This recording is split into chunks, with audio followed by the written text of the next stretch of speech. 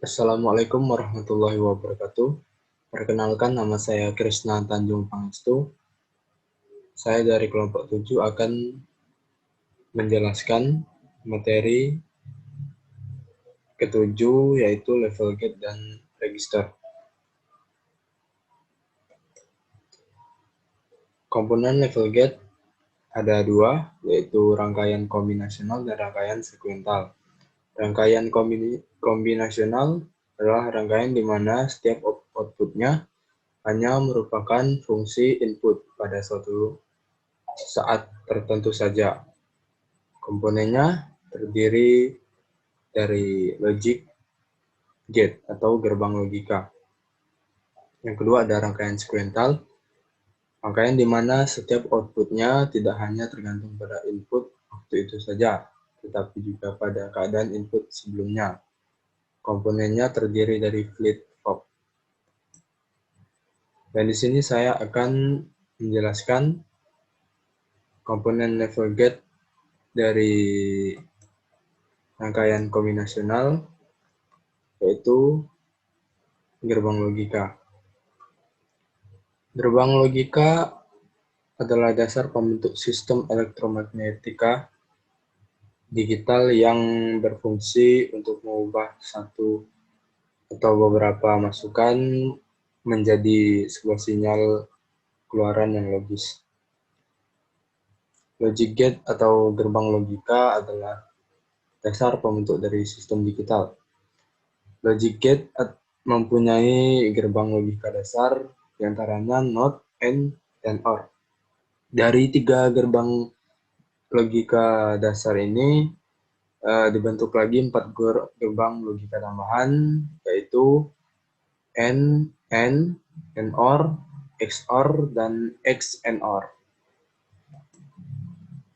Berikut penjelasan gerbang logika dasar maupun yang tambahan, meliputi nama, sirkuit simbol, truth table atau tabel kebenaran, equation atau persamaan.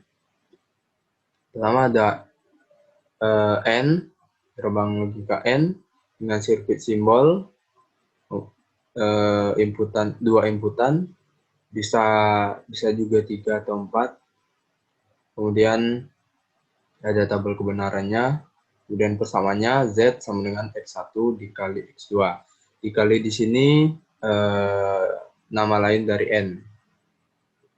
Kemudian ada OR dengan sirkuit simbolnya.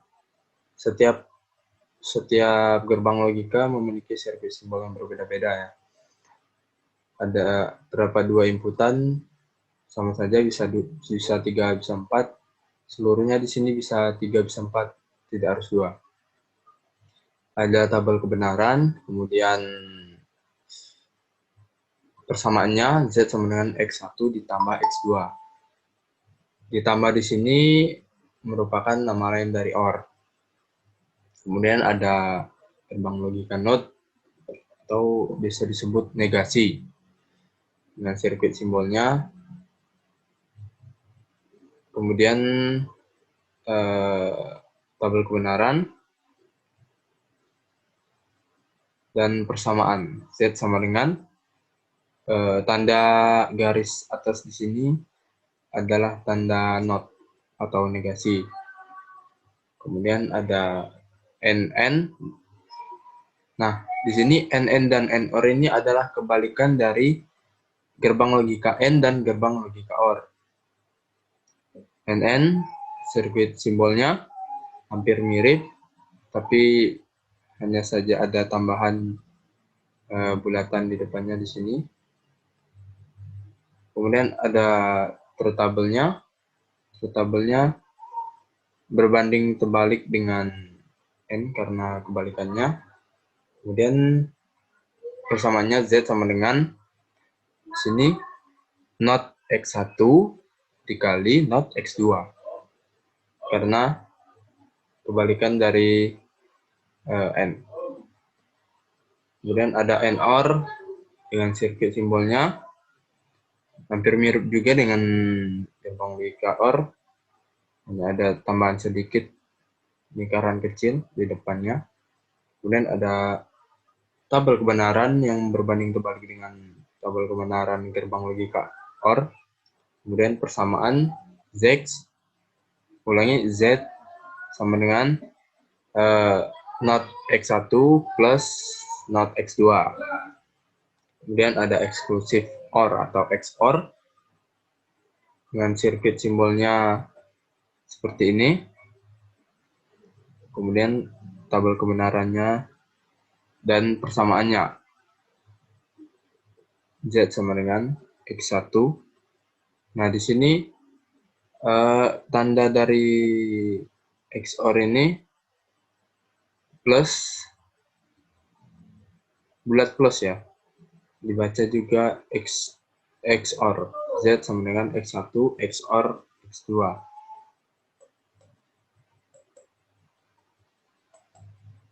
Berikut ada contoh soal dari gerbang logika. Di sini ada gerbang logika yang memiliki 3 inputan, disertai juga dengan tabel kebenaran. Nah, soal yang kedua ini gerbang logika. Nah, soal yang pertama adalah gerbang logika AND. Soal yang kedua, gerbang logika OR dengan 4 inputan, disertai dengan tabel kebenarannya. Kita lanjut. Aljabar Boolean. Aljabar Boolean merupakan cara yang ekonomis untuk menjelaskan fungsi rangkaian digital. Bila fungsi yang diinginkan telah diketahui, maka aljabar Boolean dapat digunakan untuk membuat implementasi fungsi tersebut dengan cara yang lebih sederhana. Nah, di sini ada terdapat hukum dan teorema aljabar Boolean.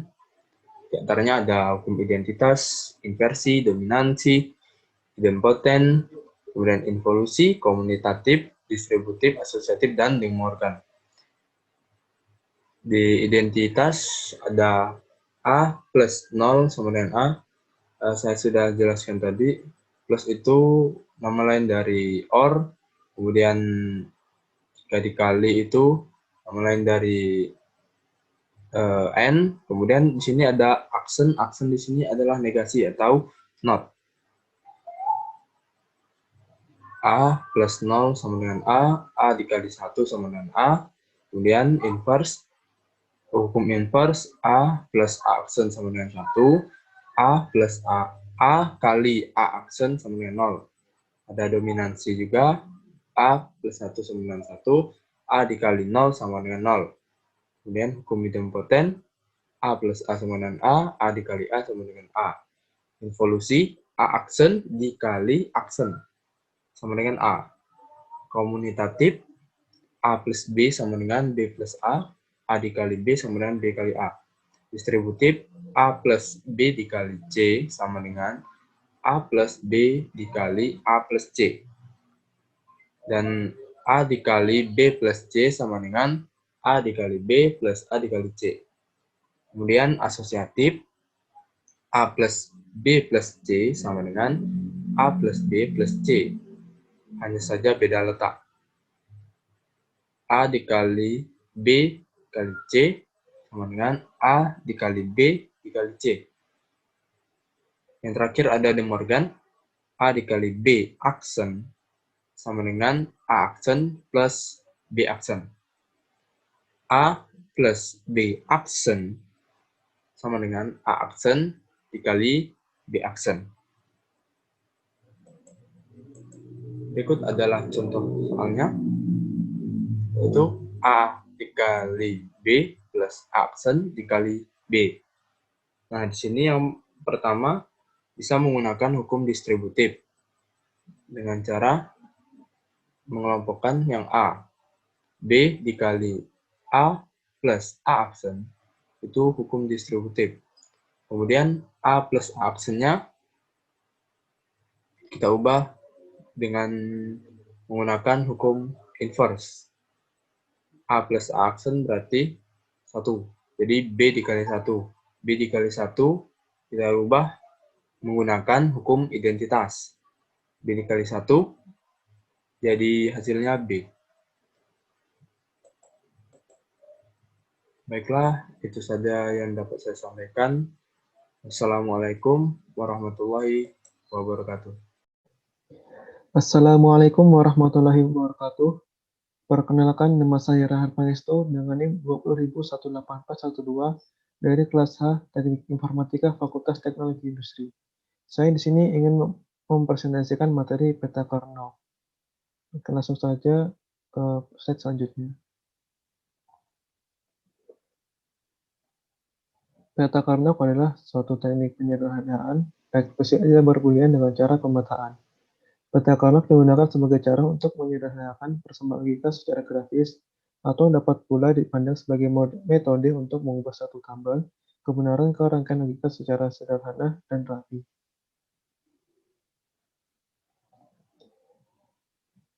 Peta Karnaugh memiliki dua macam bentuk kanonik. Yang pertama adalah sum of product, atau disingkat dengan SOP. SOP adalah ekspresi Boolean yang dilakukan dengan cara menggabungkan beberapa nilai satu, atau disebut dengan min term. Yang kedua adalah product of sum, atau disingkat dengan POS. POS adalah ekspresi Boolean yang dilakukan dengan cara menggabungkan beberapa nilai nol, atau disebut juga dengan maxterm. Berikutnya adalah bentuk peta Karnaugh. Pada bagian atas dan bagian paling kiri pada di sini adalah tempat variabel dan nilai variabel. Kemudian pada isi tabel tersebut ditentukan dengan menyebelahkan rumus 2 pangkat n, yang dimana n tersebut adalah jumlah variabel. Seperti contoh, terdapat 4 variabel. Untuk mencari banyak tabelnya, dilakukan dengan 2 pangkat 4, sehingga banyak tabel di sini adalah 16. Kemudian untuk penomoran peta Karnaugh ditentukan dengan konvensi nilai binar dari variabel ke bentuk desimal.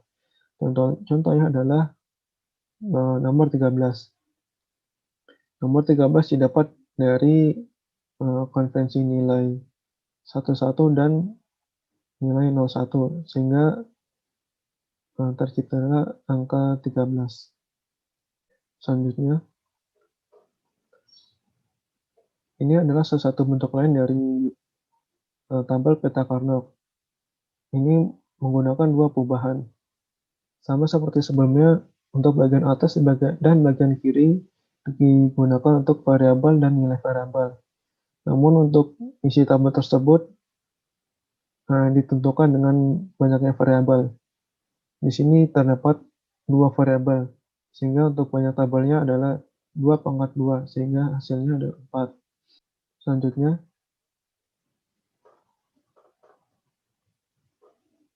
ini adalah bentuk peta Karnaugh dengan 3 perubahan. Seperti sebelumnya, untuk bagian atas dan bagian paling kiri digunakan untuk variabel dan nilai variabel. Namun untuk bagian variabelnya terdapat 2 dan 1 variabel. Lalu untuk bentuk tabelnya dapat berbentuk horizontal dan vertikal. Oke, selanjutnya.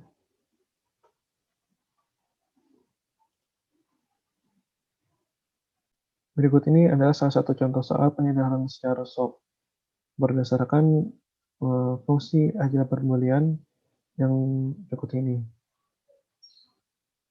Untuk melakukannya, yaitu dengan memberikan nilai 1 dan 0 pada tabel berdasarkan fungsi Boolean. Untuk selanjutnya, yaitu melakukan pengelompokan pada nilai tabel berdasarkan angka 1 atau 0 yang berdekatan. Untuk SOP, di pengelompokannya yaitu dengan mengelompokkan angka 1 yang berdekatan.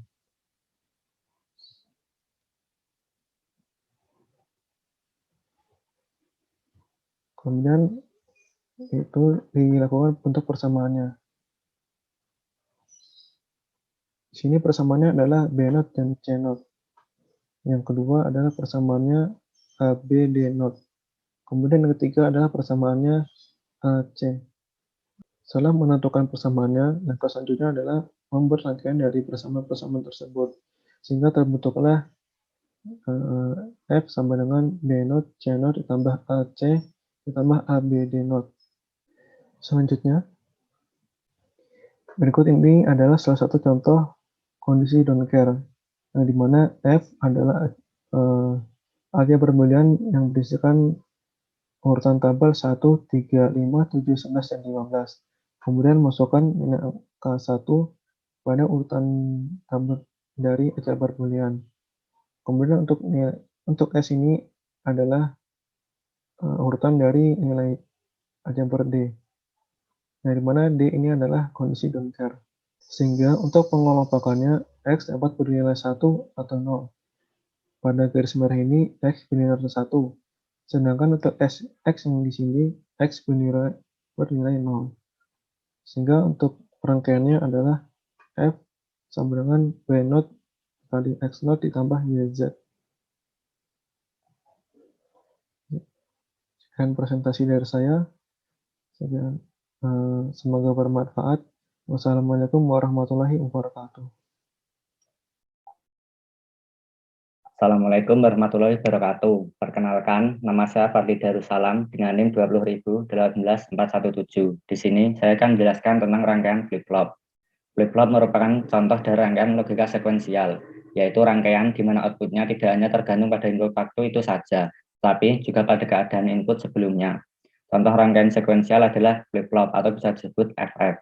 Flip-flop adalah perangkat bistabil, hanya dapat berada pada salah satu statusnya saja. Jika input tidak ada, flip-flop tetap mempertahankan statusnya. Maka flip-flop berfungsi sebagai memori 1 bit. Flip-flop juga disebut sebagai multivibrator, kancing, atau biner. Yang pertama ada flip-flop RS yang dirangkai dari NAND gate atau gerbang NAND. Simbol logikanya seperti ini.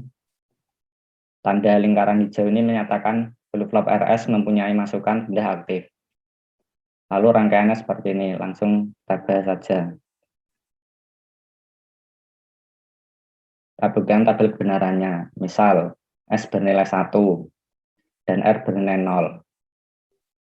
Karena melewati gerbang NAND gate, maka kita bisa lihat gerbangnya di sini.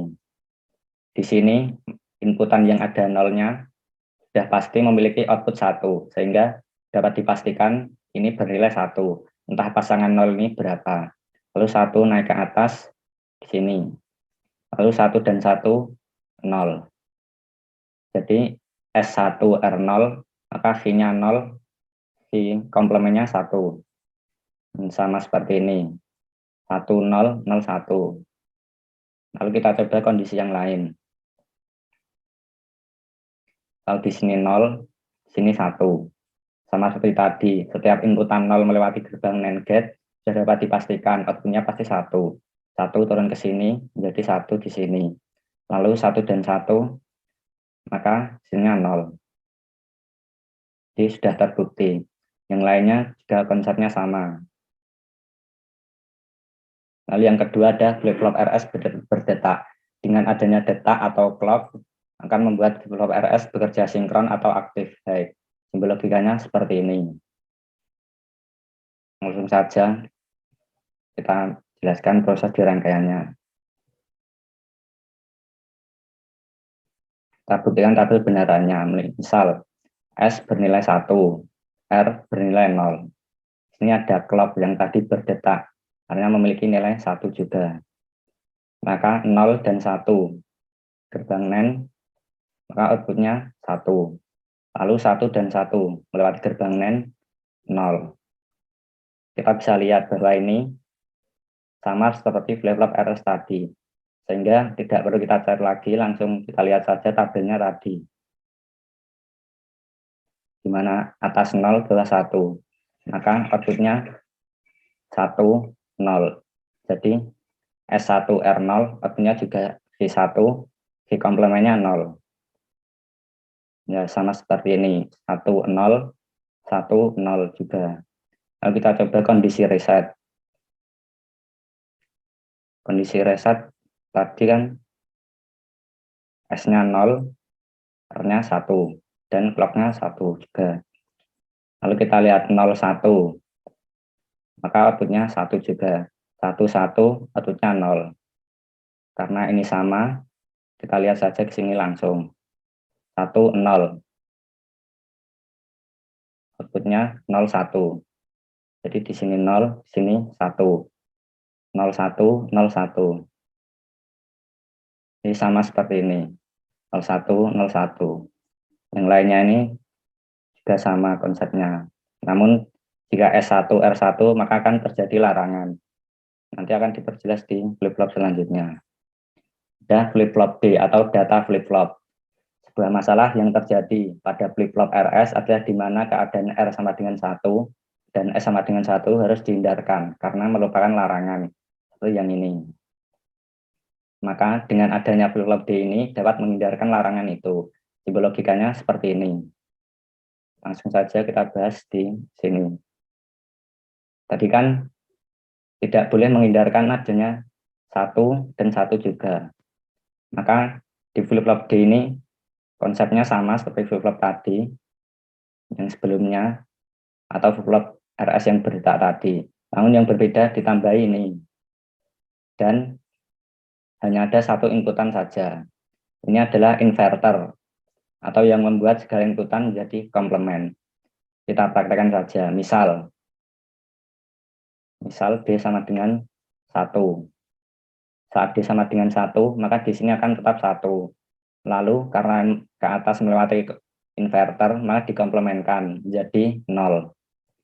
Jadi sudah tidak mungkin akan terjadi nilai yang sama atau 1, 1. Misal kita coba D-nya 0. Maka di sini akan 0, lalu ke atas melewati konverter dirubah. Komplement dari 0 adalah 1, sehingga 1 dan 0. Sehingga tidak mungkin lagi akan terjadi inputan yang sama. Jadi inilah perbedaannya. Lalu yang terakhir ada flip-flop JK. Rangkaian logikanya seperti ini.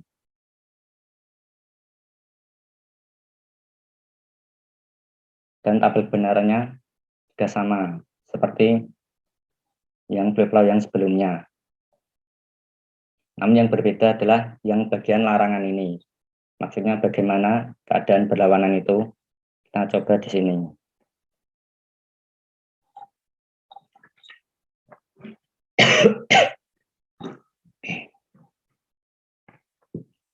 Misal, kita masukkan J1. Kan tadi yang keadaan berlawanan itu J1, K1 juga. Lalu clocknya juga 1. Lalu kita misalkan G-nya 0. Di komplemennya 1. Lalu 0 naik ke atas, jadi di sini. Lalu 0, 1, dan 1 melewati gerbang N. Hasilnya 0, karena N kan artinya perkalian.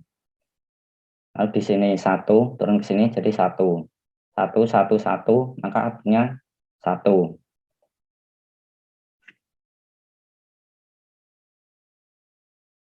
Lalu 1 kan di sini melewati gerbang NOR, hasilnya pasti 0. Ya kan? Jadi karena sudah dapat 1, mau dipasang berapapun hasilnya 0. Alias 1 berubah jadi 0. Lalu 0 naik ke sini. 0 dan 0 melewati gerbang NOR. Hasilnya 1. Jadi berubah. Jadi sirkulasinya tetap berputar, berlawanan seperti ini. 0, 1. Setelah berproses menjadi 1, 0. Jadi akan terus berlawanan. Jadi itulah konsep flip-flop JK. Terima kasih. Wassalamualaikum warahmatullahi wabarakatuh. Assalamualaikum warahmatullahi wabarakatuh. Di sini saya akan menerangkan tentang multiplexer. Multiplexer adalah perangkat yang memungkinkan satu atau lebih sinyal input analog atau digital berkecepatan rendah untuk dipilih, kombinasikan, dan ditransmisikan pada kecepatan lebih tinggi pada media bersama, tunggal, atau dalam perangkat bersama. Jenis-jenis multiplexer biasa membutuhkan demultiplexer untuk menyelesaikan proses, untuk memisahkan sinyal multiplex yang dibawa oleh media atau perangkat bersama tunggal. Seringkali multiplexer dan demultiplexer digabungkan menjadi satu perangkat, juga sering disebut multiplexer, yaitu memungkinkan perangkat untuk memproses sinyal masuk dan keluar. Sebagai alternatif output tunggal, multiplexer dapat dihubungkan ke input tunggal. Demultiplexer melalui saluran tunggal. Salah satu metode sering digunakan sebagai langkah penghemat biaya, karena sebagai besar sistem komunikasi mentransmisikan dalam kedua arah perangkat gabungan tunggal atau dua perangkat terpisah. Dalam contoh terakhir akan diperlukan di kedua ujung saluran transmisi. Cara kerja multiplexer. Untuk cara kerja multiplexer, sebagai contoh sebuah saklar rotasi atau saklar single pole multi position seperti pada gambar atas, seperti yang kita lihat. Jadi untuk sekedar rotasi tersebut ada 4 input, D0, D1, D2, dan D3, tetapi mempunyai satu output. Knob pengendali pada saklar berfungsi untuk memilih salah satu input yang di antara 4 input tersebut dan juga menghubungkannya ke jalur output. Maka pengguna dapat memilih satu sinyal yang diperlukan saja. Jadi hal ini sebagai contoh multiplexer secara mekanis. Terdapat 3 syarat minimum yang paling dasar yang harus terdapat pada sebuah multiplexer adalah terminal input. Terminal input yaitu jalur sinyal yang tersedia yang harus dipilih umum lebih dari satu input. Sinyal-sinyal ini bisa berupa sinyal digital atau sinyal analog. Terminal output, yang harus Anda ketahui bahwa sebuah multiplexer akan hanya mempunyai satu jalur output. Jadi untuk sinyal input dipilih akan dihubungkan ke jalur output. Terminal pengendali atau terminal pemilih.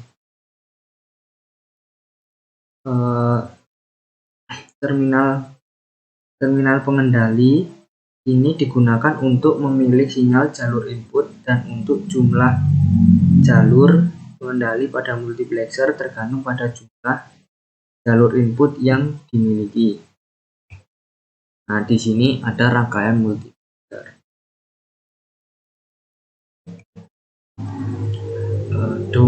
Demultiplexer. Demultiplexer adalah perangkat yang mengambil sinyal input tunggal yang memilih salah satu dari banyak output yang didata baris yang berhubungan ke input tunggal multiplexer. Satu multiplexer yang banyak dipakai dengan demultiplexer untuk menangkapkan dan di ujung penerima. Bentuk multiplexer elektronik yang bisa dianggap sebagai beberapa masukan tunggal output switch yang dimultiplexer sebagai bentuk masukan tunggal ganda output switch.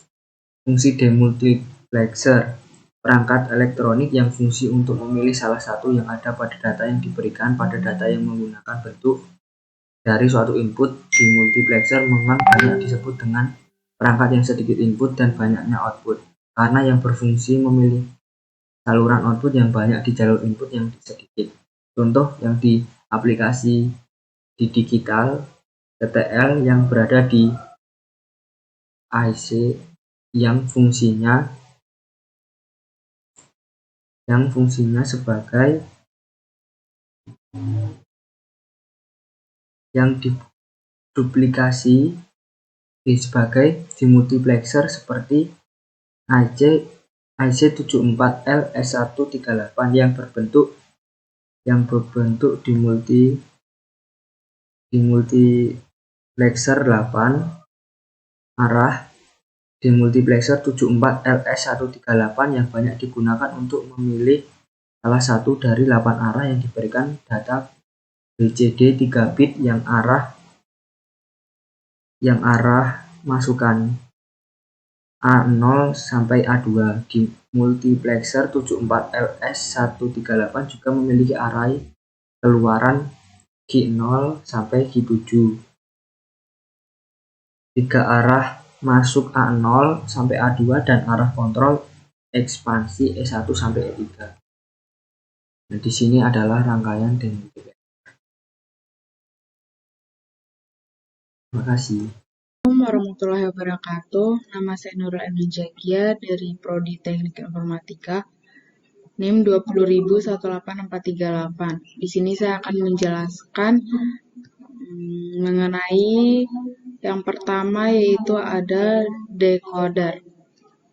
Pengertian dari decoder merupakan sirkuit kombinasional yang mendeteksi terjadinya pola biner diskret pada inputnya yang menghasilkan output unik yang berhubungan setiap kode yang terdeteksi. Jika ada n variabel input, maka decoder akan mempunyai sampai sejumlah 2n output. Selanjutnya ada jenis-jenis decoder. Yang pertama ada decoder 2 ke 4, merupakan jenis decoder yang memiliki 2 input, 4 output. 2. Decoder 3 ke 8, merupakan merancang decoder 3 ke 8, maka kita menggunakan decoder 2 ke 4. Ketiga ada decoder 4 ke 16. Untuk merancang decoder 4 ke 16, maka dapat digunakan decoder 3 ke 8. Berikut ini merupakan rangkaian dari decoder. Selanjutnya ada encoder, rangkaian yang digunakan untuk membuat alamat atau nama dari active input line. Oleh karena itu, ini merupakan kebalikan dari decoder. Biasanya, encoder mempunyai 2K input line dan K output jalur alamat. Selanjutnya ada penjelasan cara kerja encoder. Cara kerja sebuah encoder adalah merupakan berbagai jenis teknologi untuk menghasilkan sinyal, termasuk mekanik, magnetik, resistif, dan optik. Atau yang paling umum dalam penginderaan optik, encoder memberikan umpan balik berdasarkan gangguan cahaya. Pada gambar di samping menguraikan bagaimana sebuah konstruksi dasar dari incremental rotary encoder menggunakan teknologi optik. Kemudian selanjutnya ada register. Mbit register adalah hasil dari M flip-flop yang digunakan menyimpan mbit word, di mana setiap bit word disimpan pada flip-flop secara terpisah. Nah, di sini ada jenis-jenis register. Yang pertama ada register data yang digunakan untuk menyimpan angka-angka dalam bilangan bulat atau integer. 2. Register alamat digunakan untuk menyimpan alamat-alamat memori dan juga untuk mengakses memori.